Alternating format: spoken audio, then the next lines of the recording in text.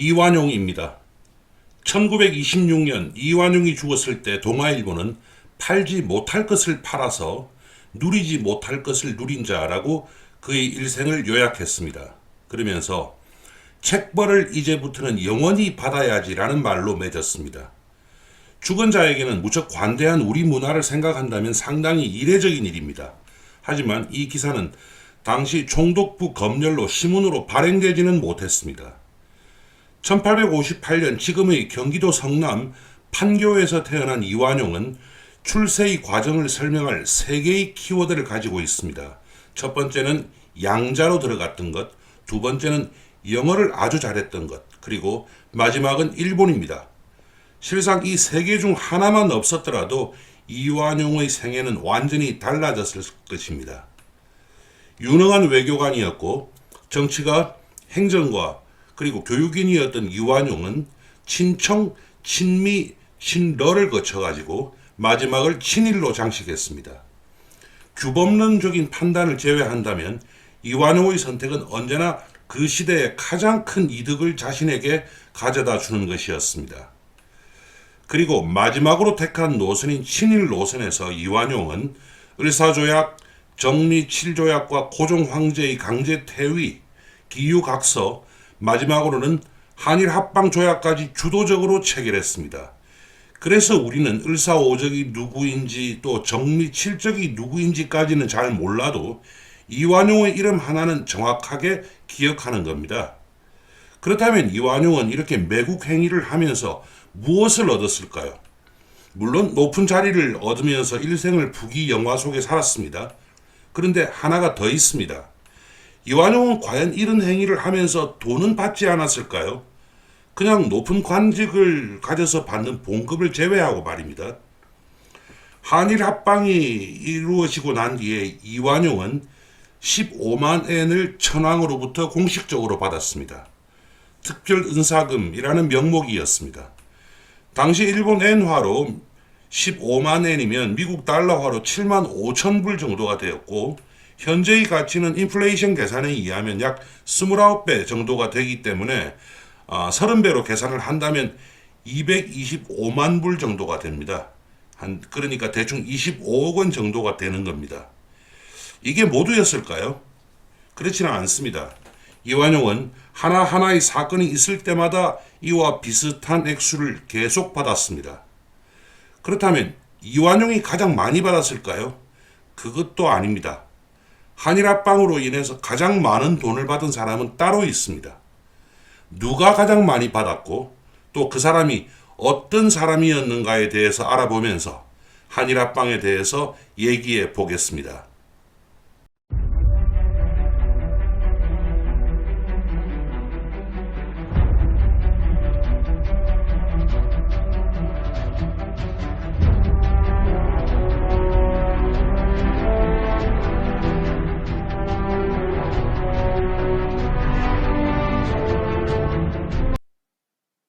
안녕하십니까, 유일입니다. 이 시리즈가 역사의 변곡점이란 제목으로 주로 세계사적인 시각을 많이 강조하기는 하지만 아무래도 우리 입장에서는 우리나라 얘기가 더 관심이 있겠죠. 그래서 이 편과 다음 편 번외편까지 우리나라 얘기를 한 다음에 다시 다른 나라 얘기로 한번 가보도록 할게요. 멀리 본다면 대충 1876년부터 시작해서 수많은 나라들이 우리나라에 대해서 발톱을 들이밀고 있었습니다. 그 과정에서 가장 먼저 탈락한 나라가 프랑스였죠. 그 다음으로 청나라 그리고 러시아가 탈락했습니다. 청나라와 러시아는 전쟁을 통해서 탈락했죠. 그리고 영국하고 미국은 일본을 적극적으로 돕는 과정을 거쳤습니다. 그래서 우리나라는 이제 일본의 식민지가 되는 겁니다. 그럼 이때 과연 정확하게 어떤 일들이 있었는가에 대해서 우리가 알아보도록 하겠습니다. 일본이 을사조약을 강요해서 체결한 것은 다분히 서둘렀던 흔적이 보입니다. 일단은 대한제국의 외교권을 박탈해서 대한제국이 더 이상 다른 나라, 특히 그 당시 러시아와 접촉하는 것을 막아야 했기 때문입니다. 그리고 나서 일본은 하나하나 대한제국의 통치권을 뺏기 시작했습니다. 을사보호조약에 의해서 설치된 통감부의 통감은 어디까지나 외교 관계만을 담당하게 돼 있었습니다. 하지만은 실제로는 재정권을 박탈했고요. 1907년에 헤이그 밀사 사건이 일어나고 나서 정리 7조약을 체결하면서 행정권도 완전히 박탈했습니다. 그리고 1909년에는 기유각서를 체결하면서 사법권과 행정권을 가져갔던 겁니다. 근대 국가의 기본 기능이 입법, 행정, 사법이고 이것이 또 삼권 분립의 기초라고 본다면 행정과 사법은 이미 공식적으로 일본으로 넘어갔고 입법 또한 당시 대한제국은 의회에 의한 입법 시스템이 아니었으니까 국가 기능이 이미 다 넘어갔던 겁니다. 이런 가운데 일본 내에서는 조선을 이제 병합해야 한다라는 목소리가 더 높아지고 있었습니다. 조선을 그냥 보국으로 두면서 천천히 식민지로 만들 것인지 아니면 최대한 빨리 병합할 것인지에 대한 논쟁, 그 논쟁은 이미 그 이전부터 있었죠. 하지만 헤이그 밀사 사건으로 인해서 이토 히로부미가 책임을 지고 통감 자리에서 물러나니까 이토 히로부미의 발언권이 약해지면서 병합 움직임이 더 커졌던 겁니다. 기유각서를 체결하면서 대한제국의 사법권을 일본이 가져간 것이 1909년 7월 12일입니다. 기유각서의 내용을 보면 분명히 제1조에서 한국의 사법 및 감옥 사무를, 감옥이라고 하면 행형을, 교도소를 얘기합니다. 감옥 사무를 완비했다고 인정할 수 있을 때가 올 때까지 한국 정부는 사법 및 감옥 사무를 일본 정부에 위탁한다라고 되어 있습니다. 그리고 제5조에는 일본국 정부가 한국의 사법 및 감옥에 관한 모든 경비를 다 부담한다라고도 명시되어 있습니다. 이게 제1조를 보면요. 한국이 사법 및 감옥 사무를 완비했다고 인정할 수 있을 때까지라고 해서 비록 선언적인 규정에는 불과하지만 그래도 형식상 기한은 정해져 있었습니다. 이게 7월 12일인데 사실은 그 바로 며칠 전인 7월 6일에 일본 내각회의가 아주 중요한 결정을 합니다. 지금 보이는 게 그 당시 내각회의를 기록한 문서입니다. 총 33페이지로 이루어져 있는 문서에 있는데 빨리 흘려 쓰고 또 옛날 일본어고 하다 보니까 보기가 참 어렵습니다만은 요 앞부분에 접혀서 잘 안 보이는 부분 마우스 포인트로 제가 표시하고 있죠. 요 부분을 보시면 7월 6일이라고 하는 날짜 표시가 있습니다. 그리고 그 뒤를 계속 가면 제1 해가지고 적당한 시기에 한국 병합을 단행한다라고 하는 것이 제일 먼저 나옵니다. 그리고 나서 그 뒤에 이어가지고 병합을 어떤 식으로 할 것이며 그 이후에는 어떻게 할 것인가를 상당히 상세하게 얘기하고 있습니다. 요 네 가지인데요. 크게 나누어서 네 가지인데 먼저 1번이 병합 선포를 언제 어떤 방식으로 할 것인가. 두 번째는 한국 황실에 대해서는 어떻게 할 것인가. 세 번째 통치는 어떻게 할 것이며 마지막으로 네 번째로 가면 대외 관계는 어떻게 할 것인가를 열거하고 있는 겁니다. 통치 방법과 관련해서는 먼저 중앙관청으로 총독부를 설치하고 기본적으로 어떤 부서를 둘 것인가를 얘기하고 있습니다. 여기 보니까 4개 정도가 이렇게 나오는데요. 뭐 총무, 그 다음에 재무 이렇게 해서 식산까지 총 4개 정도의 기본적인 부서에 대해서 얘기를 하고 또 지방은 어떻게 하고 재판소는 어떻게 하고 이런 내용까지 모두 상세히 규정하고 있습니다. 이게 7월 6일입니다. 물론 그 이전부터 많은 논의들이 있었겠죠. 그리고 이 결의에 의해 가지고 이제 일본은 대한제국 병합을 구체적으로 이제 결정한 겁니다. 사실은 이미 그 전에 일본 내의 정지 작업은 완료된 상태였습니다. 그로부터 약 3개월 전이었죠. 1909년 4월 10일에 지금 왼쪽에 보이는 카츠라 다로 일본 수상하고 고무라 주타로 외무대신이 이토 히로부미를 찾아갔습니다. 그 당시 이토 히로부미는 조선 통감제입에서 취계에서 물러나가지고 추밀은 의장이었습니다. 근데 별로 하는 일이 없어요. 그러니까 그냥 집에 있었는데 국가 원로였던 이토 히로부미를 찾아가가지고 조선 병합을 해야 되겠다라고 얘기를 하고 이토 히로부미는 이미 돌아가는 상황을 다 알고 있었으니까 뭐 어쩔 수 없이 동의했습니다. 이렇게 해서 일본 내에서 한일 합방을 반대하는 세력은 없어진 겁니다. 어차피 이토 히로부미는 그 당시 실권이 없었으니까요. 그리고 나서 이토 히로부미는 그 이후에 자신의 마지막 임무를 완수하기 위해서 움직입니다. 일본은 러일 전쟁에 이겨가지고 러시아 세력을 축출했지만 그건 어디까지나 한반도에 관한 겁니다. 러시아는 아직도 강력한 군사력을 가지고 있었고 이미 1907년에 일본은 러시아와 비밀 협약을 통해 가지고 지금의 몽골 공화국에 해당하는 땅과 중국 내몽고성에 해당하는 땅을 구분해서 서로 나누기로 약속했습니다. 하지만 아직도 남은 게 있었습니다. 바로 만주에 있는 철도와 관련한 것이었습니다. 이토 히로부미가 1909년에 하얼빈에서 우리나라 안중근에게 총을 맞고 죽은 것은 다 알고 있습니다. 그런데 이토 히로부미가 과연 무엇 때문에 하얼빈까지 갔던가에 대해서는 잘 모릅니다. 물론 회담의 의제나 또 이토 히로부미의 그 기본적인 생각이 기록이 안 남아 있으니까 그랬겠죠. 하지만 보통 보면 그냥 두루뭉실하게 만주와 조선 문제를 협의하러 갔다 정도로만 얘기를 하고 있습니다. 이토 히로부미는 하얼빈으로 떠나기 전에 이제 외부에는 동양 시찰을 하러 간다라고 했습니다. 당시 만나기로 했던 사람이 러시아의 당시 재무상이었던 브라디미르 코코프초프였습니다. 이 만남의 목적에 대해서는 양측의 말이 약간 다릅니다. 그리고 이토 히로부미가 아시다시피 열차에서 내리자마자 죽어버렸지 않습니까?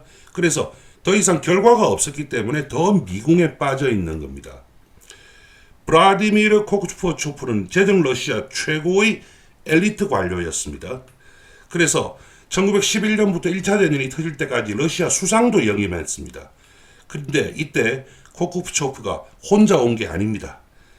당시 러시아는 중동 지역에 철도를 부설하는 사업을 추진 중이었는데 이 일을 추진하던 러시아의 중동철도 관리국장도 동행했습니다. 이 사람들이 이토 히로부미를 하얼빈역에서 만난 게 1909년 10월 26일입니다. 하지만 코코프츠는 이 만남에서 이토 히로부미가 직접 나올 거라는 전가를 불과 나흘 전인 10월 22일에 받았습니다. 그러니까 당시 시베리아 철도는 며칠 걸리는 것이 보통이었죠. 그러니까 이미 출발하고 나서 중간에 전보를 통해서 받은 겁니다. 이토 히로부미는 하얼빈으로 떠나기 전에 자신을 환송하는 환송연에서 전쟁은 국가의 이익에 도움이 되지 않는다라고 하면서 내가 러시아와의 문제를 해결하겠다라는 말을 했거든요. 그게 바로 만주에 있는 철도 관할권과 관련한 겁니다.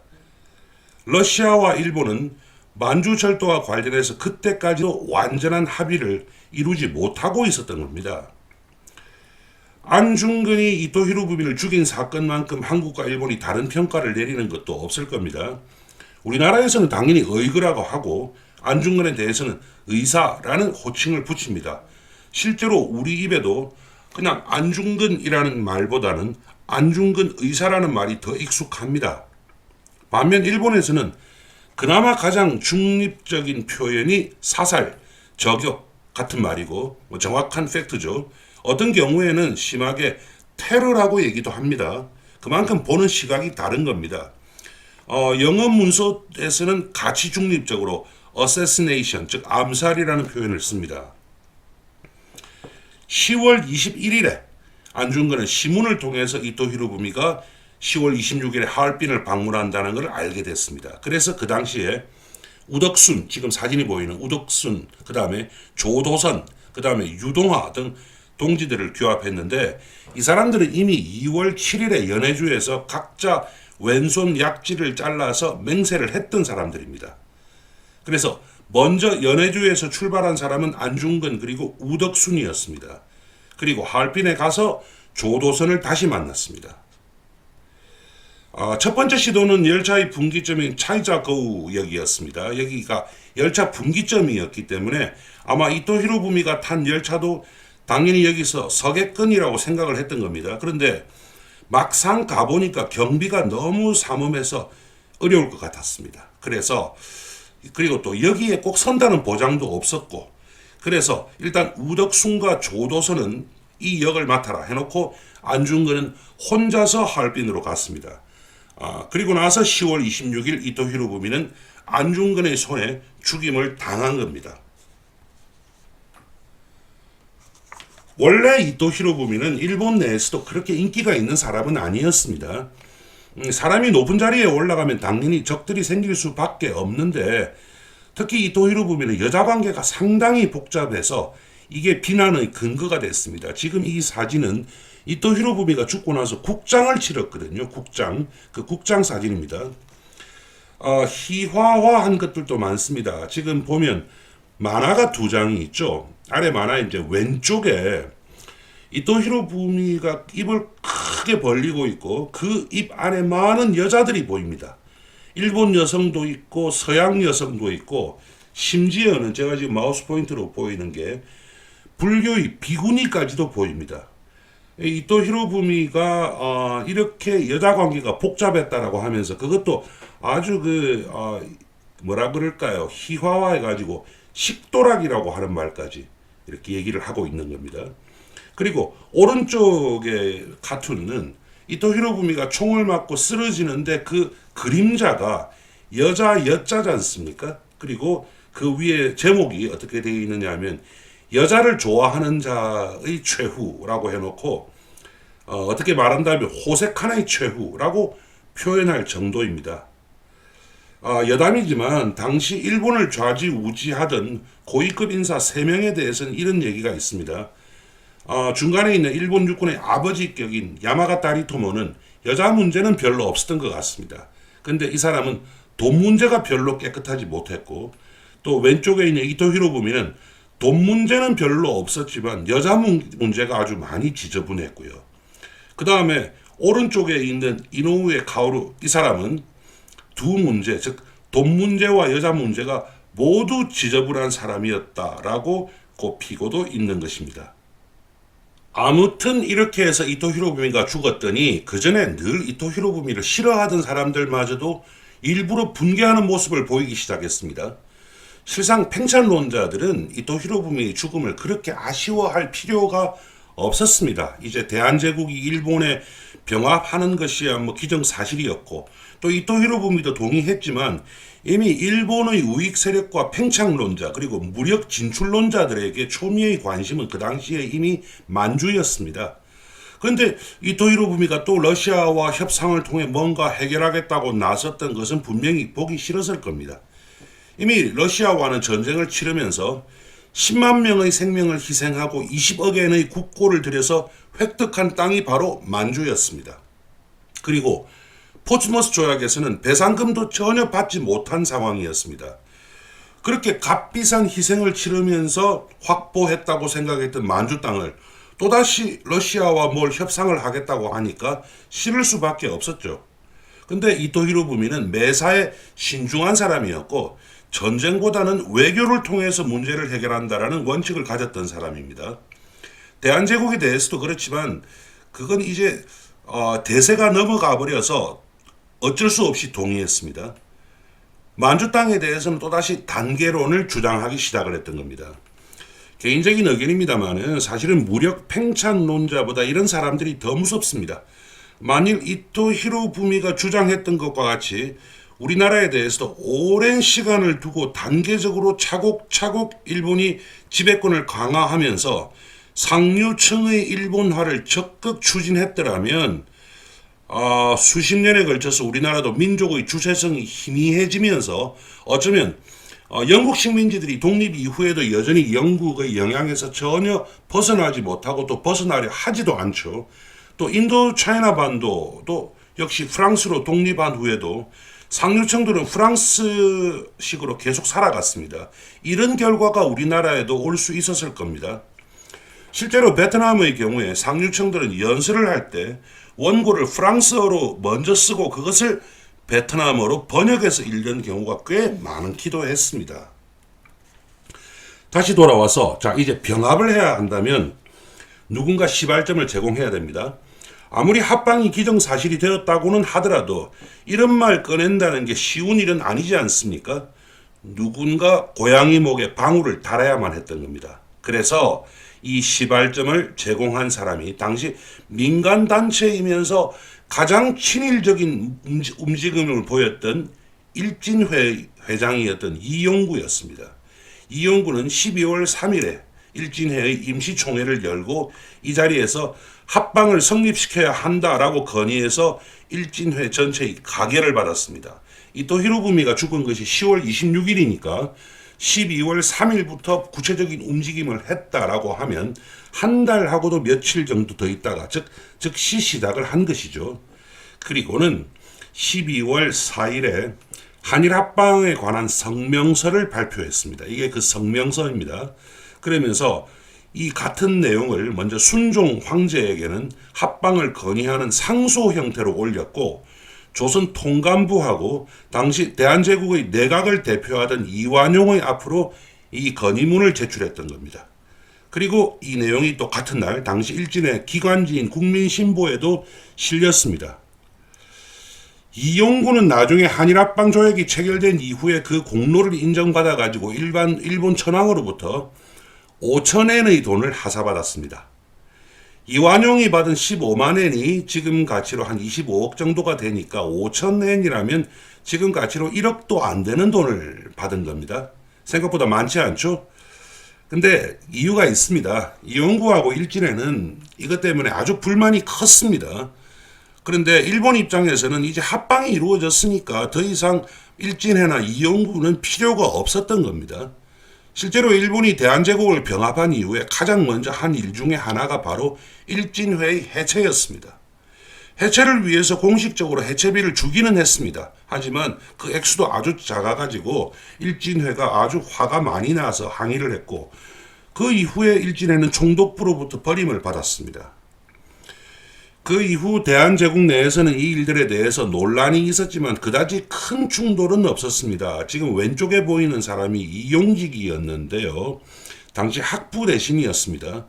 내각회의 석상에서 이용직은 이렇게 망국의 조약에는 목이 달아나도 찬성할 수 없다라고 하면서 회의장을 뛰쳐나가기도 했습니다.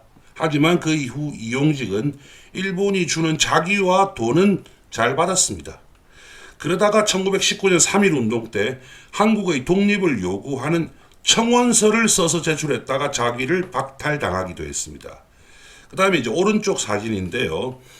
오른쪽에 그 어린 소년이 있죠. 이 사람이 헤이그로 갔던 밀사 3명 중에서 가장 젊었던 이위종이고, 앉아있는 사람이 그 아버지 이범진이었습니다. 그래서 이범진은 이제 러시아의 현지에서 자결을 하기까지 했습니다. 이완용 또한 처음부터 적극적으로 나섰던 건 아닙니다. 이 지금 보이는 책의 표지인데요. 일본의 우익 결사단체인 흥룡회가 발간한 1930년에 발간한 이란 합방 비사라는 책입니다. 이 책이 상당히 두껍습니다만 이 책을 보면은 이완용 내각은 대체적으로는 반대 의견이었다고 합니다. 그리고 이것을 돈으로 매수했다는 기록이 있습니다. 흥룡회의 기록은 무조건 다 믿기는 어렵습니다. 하지만 이 책을 보면 당시 일본은 대한제국 내각은 물론 서울에 주재하던 기자들, 심지어는 종교단체 등에 대해서도 매수를 했다고 나와 있습니다. 이렇게 해서 1910년 6월 3일에 일본 내각은 병합 후의 한국에 대한 시정방침이라고 하는 것을 결정하고요. 7월 8일에 다시 통감이었던 지금 보이는 데라우치가 병합준비위원회를 설치했습니다. 그리고 이것과 필요한 인력과 예산이 필요했을 거 아니겠습니까? 그거를 일본 내각이 승인합니다. 그리고 8월 6일에는 당시 대한제국 총리 대신이던 이완용이 병합을 공식적으로 수락을 했고요. 그래서 8월 22일에 대한제국 어전회의에서 순종 황제가 이완용에게 조약 체결의 전권을 위임하게 됩니다. 이 문서의 진정성에 대해서, 그러니까 즉 합법성에 대해서는 뒤에 다시 설명드리겠습니다. 제가 정확한 소스를 확인한 것은 아닙니다만은 당시 통감이었던 데라우치는 처음 그 부임하면서, 그러니까 그게 언제냐면 1910년 5월 30일이거든요. 일본을 떠나서 서울로 오면서 이미 합방 조약문을 가지고 왔다고 합니다. 그래서 이제 통감부는 제일 먼저 신문 보도를 통제해버리고, 그 다음에 집회와 연설을 금지시키고, 또 요주의 인물들을 사전에 예비 검속 형태로 구금했습니다. 그리고 일본군 일개 연대가 경비 태세에 들어가면서 바로 그날인 8월 22일에 조약이 체결됐던 겁니다. 조약의 내용은 아주 간단합니다. 즉 대한제국의 순종 황제가 대한제국의 통치권 모두를 일본 천황에게 영구히 양도하는 겁니다. 그리고 통감부는 이제 총독부가 되었고 대한제국은 사라지면서 황제는 이왕이라고 해서 한 칸 떨어지게 됩니다. 그리고 이 조약은 일주일 뒤인 8월 29일에 공표되었는데 이게 보면 조선 총독부, 이제 통감부가 아니고 총독부죠.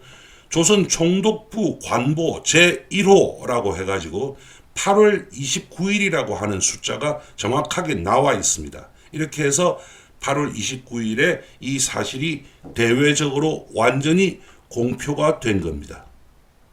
그러니까 외견상 우리나라와 일본은 조약을 통해서 한 나라가 되었고요. 그 형태는 우리나라의 순종 황제가 국가에 대한 일체의 통치권을 완전히 그리고 영구히 일본의 천황에게 넘기는 형식이었던 겁니다. 그런데 이 일에 대해서는 단순한 민족 감정만이 아니라 국제법적인 논쟁이 지금도 계속되고 있고 또 이 또한 격렬한 저항을 불러오기도 했습니다. 먼저 이 조약의 합법성과 관련한 얘기를 하겠습니다. 실상 지금 와서 이 조약이 합법이냐 불법이냐를 따지는 것이 별로 의미가 없을 수도 있습니다. 당시 국제법적으로는 국가의 조약 행위가 갖추어야 할 기본적인 요건들을 과연 다 갖추고 있는가에 대한 논쟁도 있고요. 또 당시 순종 황제가 이완용에 줬던 전권 위임장, 지금 보시는 이건데요. 이것이 과연 효력이 있는지도 논쟁은 있습니다. 어차피 그 당시에는 이런 논쟁이 아무런 의미가 없었습니다. 나라가 넘어간다는 건 기정사실이었고 마지막 권력을 가지고 있던 순종 황제도 별다른 저항이 없었습니다. 뒤에 말씀드리겠지만 당시 우리나라의 상류층들은 몇몇 사람들을 제외하고는 모두 일본이 주는 자기와 돈에 아주 행복해했던 것도 사실입니다. 하지만 이게 지금의 시점에서는 상당히 중요한 의미를 역으로 가지고 있습니다. 1965년에 한일협정의 체결 당시에 우리나라는 일본으로부터 상당히 큰 돈을 받았습니다.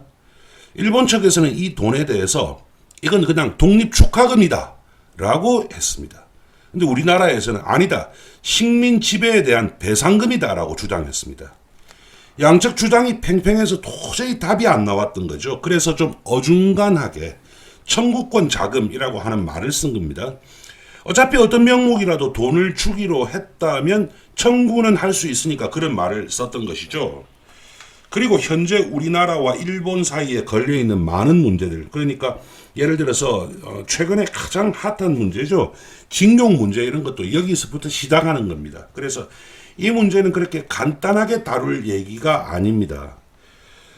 이렇게 해서 일본이 대한제국을 합병했으면 뭔가 다음 조치가 있어야 되겠죠. 그래서 조선총독부가 그 이후에 움직이는 모습들을 보면 아주 중요한 역점 사업으로 신분 해방이라든지 교육문화 정책이라든지 그리고 가장 중요하게 토지 정책을 펼칩니다.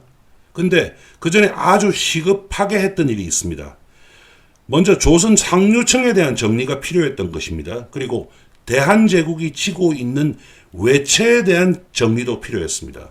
그래서 제가 정확한 근거와 함께 말씀을 드리겠습니다. 즉 한일합방에 나섰던 사람들은 물론이고 조선의 일반적인 상류층에 대해서 회유하고 또 새로운 상류층 편입이 필요했던 거죠. 그래서 가장 먼저 한 일이 바로 조선 귀족령의 제정이었습니다. 이제 한나라가 됐으니까 법이라고 이름을 붙일 수는 없고 그래서 그 하나 아래 단계인 령으로 한 것인데요. 조선 귀족령이 제정된 것은 8월 29일입니다. 조약 체결이 8월 22일이고 이것이 공표된 것이 8월 29일이니까 바로 그날 제정해서 공표한 것을 보면 이미 오래전부터 준비가 돼 있었던 것입니다. 당시 일본은 화족령이라고 해서 귀족에 대해서 자귀를 주고 있었습니다. 그래서 조선에 대해서도 공작, 후작, 백작, 자작, 남작 이렇게 5등급의 자귀를 주고 예우를 한다라는 내용이 들어가 있습니다. 합방 조약이 체결된 지 한 달 조금 넘긴 시점이었던 10월 7일에 조선에서 귀족의 자귀를 받은 사람들이 다 모였습니다. 지금 보이는 이 사진이 바로 그때 모였던 사람들 기념 촬영입니다.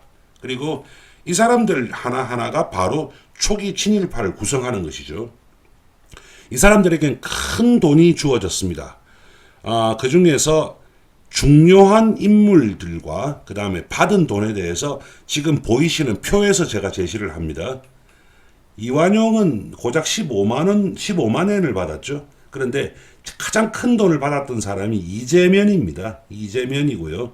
이 사람이 83만 엔이라고 하는 아주 큰 돈을 받았습니다. 합방 당시에 일본은 급하게 3천만 엔의 돈을 마련했습니다.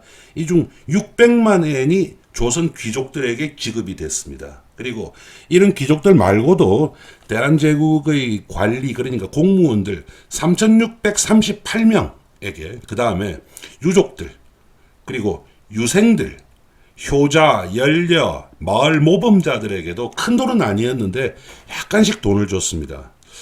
하지만 이 돈을 받았다고 해서 조선 귀족들이 다 잘 살았던 것은 아닙니다. 이완용은 이 돈을 물론 그 전부터 꾸준히 돈을 받았고요.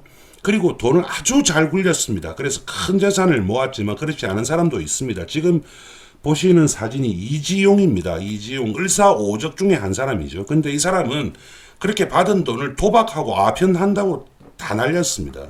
그 다음에 지금 보이시는 사람들 그 중에서 중간에 아주 어머니죠. 어머니가 앉아 계시고 양옆으로 장성한 아들 두 사람이 딱 서 있는데요. 우리가 보기에 왼쪽에 보이는 사람이 이 사람이 윤택영입니다. 윤택영 순종 황제의 장인입니다. 그러니까 윤비의 아버지였죠. 이 사람은 돈을 흥청망청 쓰는 바람에 돈을 다 날렸습니다. 그리고 나서 다시 총독부에 가가지고 돈을 더 달라고 난리를 쳐가지고 약간 더 받은 경우도 있습니다. 지금 이게 이제 그 당시에 신문 기사인데요.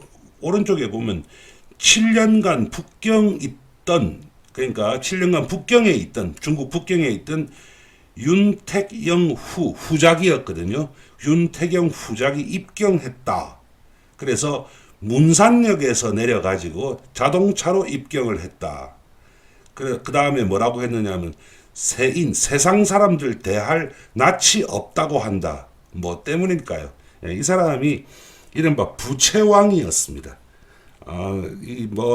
돈을 흥청망청 쓰다 보니까 이곳저곳으로부터 돈을 너무 많이 꿨었어요. 그러다가 순종 황제가 죽었죠. 고종 황제가 죽었죠. 그러니까 당연히 이제 인사는 해야 될 거 아니겠습니까? 문상을 해야 되는데 그 당시에 7년간 북경에 도망가 있었어요. 그러다가 살짝 들어왔는데 그걸 또 이렇게 신문 기자가 알고 썼던 겁니다. 그렇게 해서 다시 빚쟁이들이 몰려드니까 또 도망을 친 적도 있습니다. 그 사람이 우리나라 참 왕비의 아버지였는데 대부분의 조선 귀족들은 이 돈을 제대로 건사하지 못하고 탕진했습니다.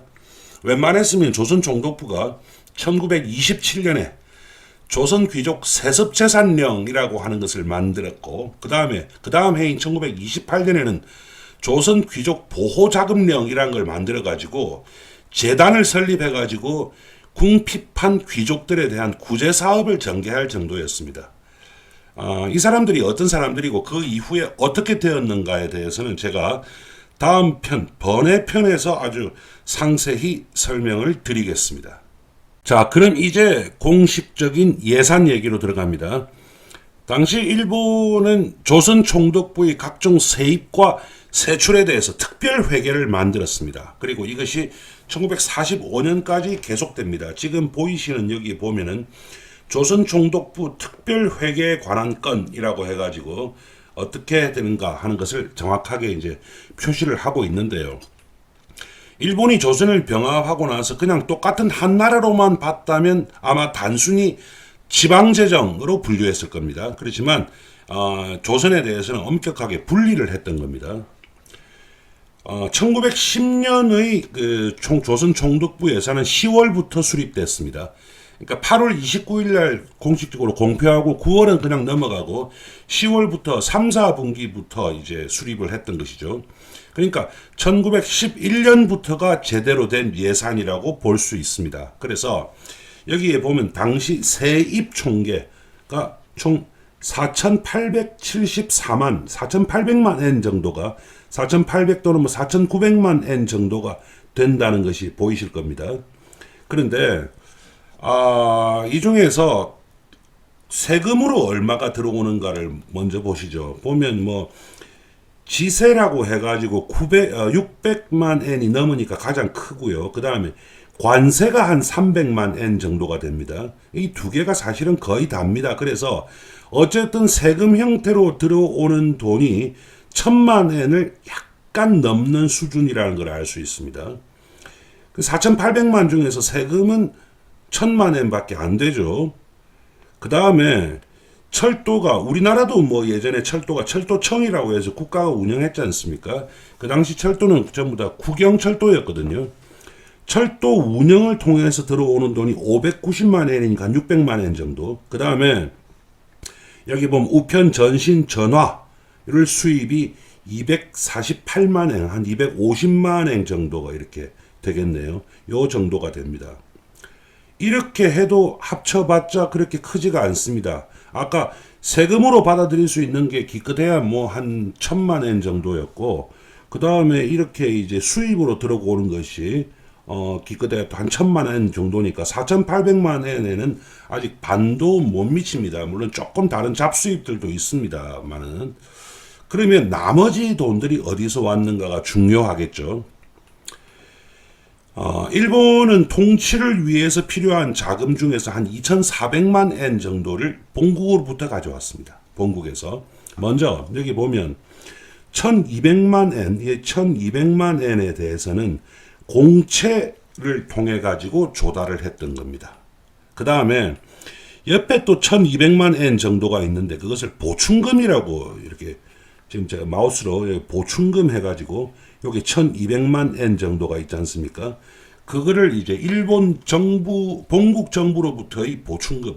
그러니까 요즘 우리가 쓰는 표현이라면 재정 보조금이 되겠죠. 이게 또 한 1,200만 엔 정도가 되는 겁니다. 그러니까 총 4,800만 엔의 정도의 세입 중에서 어떤 형태로든 조선 내부에서 충당하는 돈이 반 정도 되고요.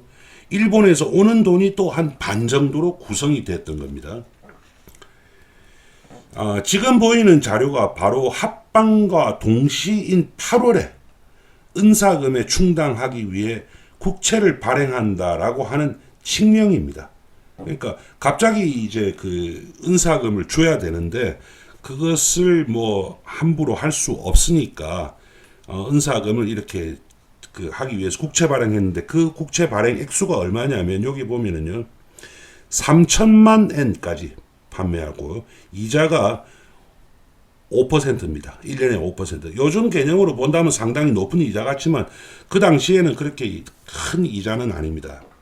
그렇다면 이렇게 확보한 돈이 어떻게 사용됐는가가 우리가 좀 궁금하겠죠. 가장 먼저 나오는 것은 액수가 가장 크지는 않습니다만은 바로 이시왕가, 즉 여기 보면 이왕가 세비라고 되어 있지 않습니까? 그것이 150만 엔이 책정되어 있습니다. 그러니까 이시왕가가 쓰는 게 바로 고종하고 순종이 쓰는 돈이었습니다. 이 액수가 150만 엔 정도인데요. 총독부 전체가 쓰는 경상 예산이 지금 왼쪽에 보면 빨간색으로 표시한 것에 왼쪽을 보면 280만 엔 정도에 불과합니다. 그러니까 이시왕가에 대해서 150만 엔이면 아주 큰 돈입니다. 돈만 놓고 본다면 한일 합방으로 가장 큰 혜택을 입은 사람들이 바로 이시왕가였습니다. 이 돈이 나중에 180만 엔 정도로 인상이 됐습니다. 그러다가 이제 고종 황제가 죽고 또 순종 황제가 죽었죠. 그래도 그 돈의 액수는 전혀 줄지 않고 1945년 전쟁 말기까지 유지가 됐습니다. 그만큼 고종 황제와 순종 황제 이시왕가에게는 잘해줬다는 걸 알 수가 있죠. 그 다음에 여기 보면 빨간색으로 제가 두 개를 표시했는데 재판과 감옥에 한 250만 엔을 썼고 상당히 큰 돈이 경찰 운영을 위해서 285만 엔, 상당히 큰 돈을 경찰 제도에 이제 쓴다 이런 것을 알 수가 있습니다. 그 다음에 여기 보면 지방청이라고 해가지고 지방행정을 전부 다 통틀어서 한 423만 엔 정도를 사용을 한다는 것을 알 수 있습니다. 그러니까 전체 예산을 이렇게 뭐 너무 그렇게 하기는 어렵지만 총독부 예산을 그냥 중앙정부 경상 예산이라고 본다면 그게 280만, 그런데 지방 예산을 다 합치면 한 420만 정도가 되고 있다. 그런 얘기입니다. 그러니까 예산의 중앙 집중률이라고 하는 것이 지금 우리나라보다 생각보다 크지 않다라는 것을 이제 알 수가 있습니다. 근데 그 중에서 가장 큰 돈을 썼던 부분이 바로 철도였습니다. 지금 여기에 보면은 한 520만 엔, 527만 엔 정도 나오죠. 이게 뭐냐면요. 철도 사업비입니다. 그래서 그 중에서 사업비가 400만 엔 정도가 됩니다. 이거는 어디까지나 철도 운영을 위해서 필요한 돈이었습니다. 철도는 당연히 건설비가 필요하죠. 그래서 철도 건설을 위해서는 훨씬 더 큰 돈 850만 엔을 씁니다. 그러니까 지금 이제 앞 페이지에서 철도 운영하는데 500만 엔 이상을 쓰고 그 다음에 여기서 철도 건설하는 데만 또 850만 엔을 쓰지 않습니까? 그러니까 1300만 엔이 넘습니다. 1년 총 예산 중에 세출 예산이 기껏해야 한 4800만 엔 정도 되는데 그 중에서 25%면 한 뭐 1200만 엔 정도 되지 않습니까? 근데 4800만 엔이 조금 넘으니까 전체 예산의 25% 정도를 철도에다가 부었던 겁니다. 상당히 큰 돈을 철도에 하고 있고 그만큼 철도가 집중적이었다. 철도에 대한 집중적인 그 예산 투입이 있었다는 걸 알 수가 있겠죠. 그래서 이 예산 규모를 제가 계산을 좀 해봤어요. 4,874만 엔 정도 되는데 다행히도 1931년까지 일본 엔화가 미국 달러화에 대해서 고정 환율을 유지하고 있었습니다. 0.50이었습니다. 그렇다면은 1911년 예산 4,800만 엔은 계산이 간단해집니다. 한 2,400만 불 정도 되겠죠. 이게 이제 요 밑에 보면 영어로 이렇게 쭉 나온 게 있는데 Historical Inflation Calculator라고 해가지고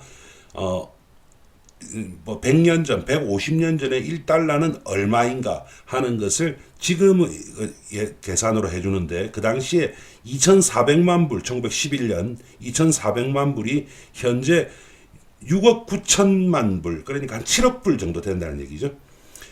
그러니까 우리나라 현재 원화 기준으로 한 8천억 원 정도 됩니다. 2007년 북한의 1년 예산이 한 30억 불 정도 되는 걸로 추정하고 있습니다. 그러니까 그 당시에 조선 총독부가 처음 시작을 할 때는 현재 북한 경제 예산 기준으로 현재 북한 경제의 한 4분의 1 정도의 규모였던 겁니다. 그러다가 나중에 이것은 상당히 많이 커지게 됩니다. 예산 규모는 상당히 많이 커지게 됩니다. 그러면 이제 대한제국 부채에 관해서 얘기를 해야 되겠죠. 제가 제 자료 찾는 능력이 부족해서 그런지는 모르겠는데 아직 대한제국의 부채 액수를 정확하게 말해놓은 원시 자료는 못 찾았습니다. 이런저런 뭐 자료들에 보면 얼마였다 하는데 그 근거가 있어야 되지 않습니까? 그런데 그 근거를 아직 찾지는 못했습니다. 아마도 제가 생각하기에 일본 본국 정부 자료를 한창 뒤지면 뭔가 나올 건데 시간이 좀 걸리겠죠. 국채 보상 운동 당시에는 우리나라가 일본에 진 빚이 1,300만 원이다라고 했는데 분명히 그것보다는 많았습니다. 합방 당시에는. 일본은 대한제국을 병합하면서 그동안 그 대한제국이 일본만이 아니고 일본이 아닌 다른 나라에 대해서 지고 있었던 부채도 모두 인수했습니다. 가장 큰 게 러시아였죠. 그리고 대부분의 외채는 일본으로부터 빌린 돈이었습니다. 그래서 어떤 자료에 의하면 또 한 3,500만 엔 정도였다라고 하는데 그것도 정확한 1차 소스를 제가 보지는 못했습니다. 그런데 합방 다음 달이었죠. 지금 이제 보면은 조선 총독부 특별회계에 관한 건에서 합방 다음 달인 9월 달에 이런 것을 발표를 하면서 거기에 부록이 있습니다. 이 부록의 1조부터 쭉 나오는데 제 6조를 보면 어떻게 되어 있느냐면요. 구한국 정부에 속해 있던 채권과 채무는 본령이 시행되는 시점에서 현존하는 것은 본회계로 이속한다 라고 규정을 합니다. 그러니까 대한제국은 채권은 별로 없다시피 했습니다. 이 그 예산서를 이렇게 보면 세금 체납이 조금 있는 그런 것들이 채권이었죠. 그거 빼고는 채권이 별로 없습니다. 대한제국이 거의 다 채무입니다. 그리고 그 채무를 일단 조선 총독부 회계에 모두 산입을 시켰던 겁니다. 이게 이제 부채 탕감이었죠. 이 큰 돈을 얼마가 되는지 몰라도 한 번에 다 갚을 수는 없었겠죠. 그래서 순차적으로 1년에 얼마씩 장부상 소거를 해 나갑니다. 그래서 1911년에는 이 용도로 여기에 보면은요. 한국 정부 입채금이라고 해가지고 260만 엔을 소거를 그 부채를 탕감을 한 것을 계산했다는 기록이 이렇게 눈에 보이실 겁니다. 이렇게 해가지고 우리나라의 국채는 없어졌습니다. 그러면 국채가 없어지면 대가가 있겠죠. 그 대가가 바로 국권 상실 그리고 식민지화였던 겁니다. 어느 쪽이 더 값어치가 있는가 여러분들이 판단하시기 바랍니다. 가슴 아픈 일이었지만 이렇게 해서 대한제국이라고 하는 국가는 사라져 버렸습니다. 그래서 민족주의 개념으로 본다면 이제 우리 민족의 국가는 없어져 버린 겁니다.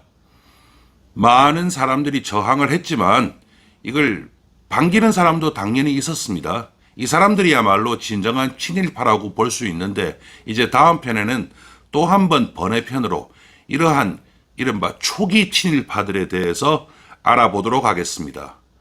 오늘 준비한 것은 여기까지입니다. 좋으셨으면 구독 버튼 꼭 부탁드리고요. 다음 시간에 뵙도록 하겠습니다. 감사합니다.